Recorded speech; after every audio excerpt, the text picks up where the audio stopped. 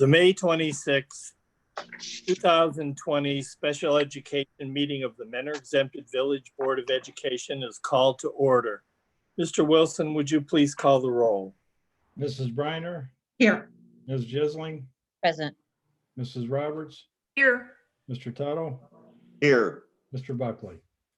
Here. Would you please join me in the Pledge of Allegiance?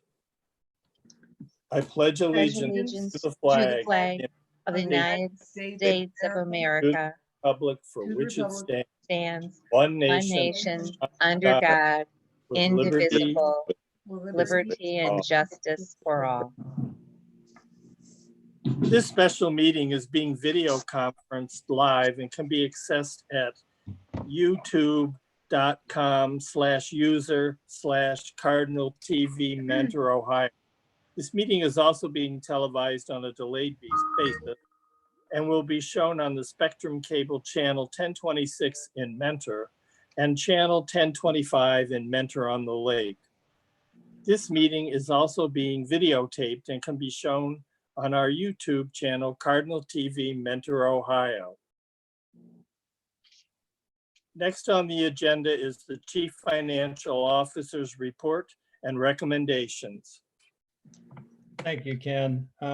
We distributed earlier the May update to our fiscal projections for the current budget year and future years through 2023, 2024.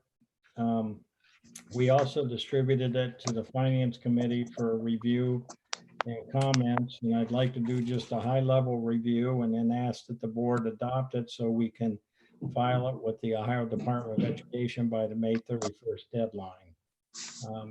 This year, different than past years, we've had to include three significant unbudgeted events. Typically, the May update takes the current budget year updates based on 10 months of spending and projects to the end.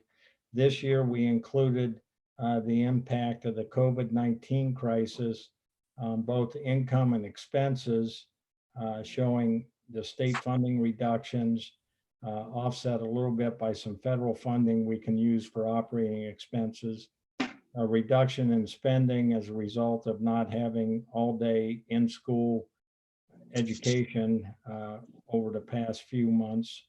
And the second event was the board amending the appropriations to allow for the purchase of $1,013,952 of masks and sanitizer for the beginning of next year. And the third was at the March 10th meeting, an increase in the budget to allow a transfer of $1,090,603 to fund the 5-year capital plan for permanent improvements.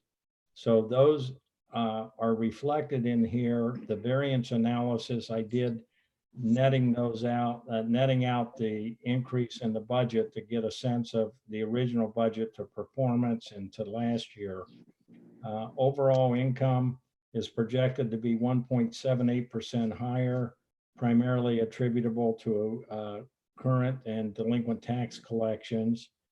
The expenses are expected to be 0.4% more than budgeted and 2.84% more than last year's spending, again, including those unusual items. So while this year was somewhat unusual, on page 3, I provided the summary of the fiscal impact of the COVID-19 crisis. I shared with the board earlier that it would be part of this document. And we anticipated for the first time, we adjusted the 2020-2021 fiscal year to reflect an expected decrease again in state funding for one more year, and a decrease in investment income because of historically low interest rates, partly because of the COVID-19 crisis, and also some adjustments for what we expect to be non-normal activities. So the September budget will reflect with more clarity our costs for next year once we're able to determine and Bill's able to develop an actual school year plan. So only a couple things that I had some reason to believe it justified including in the forecast were adjustments to next year. Otherwise, next year again is what we have typically done. So I would ask that the board approve this and that we file with the department, and I'll be working closely with Bill as we define what next school year looks like for costs, the implications to staffing, to transportation, to facilities, and go from there. And then we'll also be in closer consultation with the finance committee as we develop a new 5-year forecast in November. So I'd be happy to entertain any questions, and after that would ask that the board approve the forecast and authorize me to file it. Dan, I was just going to ask, did you say you met with the Citizens Advisory Committee? We did not convene a meeting. I shared it with them and invited comments. I heard back from one committee member that it looked fine, but we obviously have a lot to discuss come November because of the potential impact next year in addition to this year. And generally the understanding with the finance committee is if they don't have concerns, then no need to affirm it. But if they have concerns, make sure we have a conversation. Might you consider meeting with them earlier than November, since there's so much change caused by the pandemic that there may be benefit from having their insight earlier in the school year? To the extent that we have some clarity what the school year is going to look like, absolutely, I'll make a note of that. Mr. Porter, do you anticipate having to spend more for purchases of masks and sanitizer, or is this just to get us started? Masks and sanitizers, I would hope that would carry us through the year, plus some if we need to. What I don't want to do, those are two key supplies that we wanted to make sure we had and not, not run out of. Right. There will be some other supplies that we may have to get, and we'll have a better idea of what that'll be once the guardrails come out. So, it might be thermometers is an example, depending on what the level of expectation is for monitoring students' temperatures within the buildings. So those sorts of things could be added as purchases, but masks and sanitizers we're set with. All right, thank you.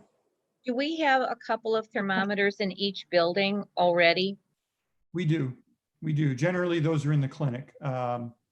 So we're depending on what's required, we may have to get a lot more or maybe not a lot more. Are the existing ones that no touch? I Pick it couldn't on, aim it at them? I haven't seen each one. I couldn't tell you if it's the forehead one or if it's something else, but I we thought they had an ear obviously one. try to get more of a no touch. I've Yeah, heard so much about some of those are not that reliable, so I don't know. What, the infrared temps, Mary?